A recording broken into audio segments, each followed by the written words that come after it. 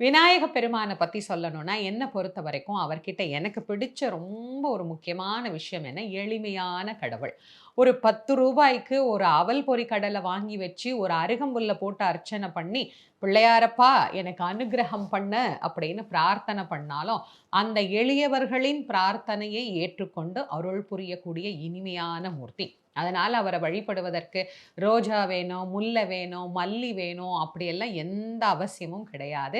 அருகை எடுத்து அவன் அருகே சென்று அர்ச்சித்தால் பகுதி, தகுதி, விகுதி என்கின்ற பல்வேறு நலன்களை நமக்கு அருளக்கூடியவராக விளங்குகிறார் அப்படின்னு விநாயகனை பற்றி அருளாளர்கள் எல்லாம் நமக்கு வாழ்த்தி இருக்கிறார்கள்.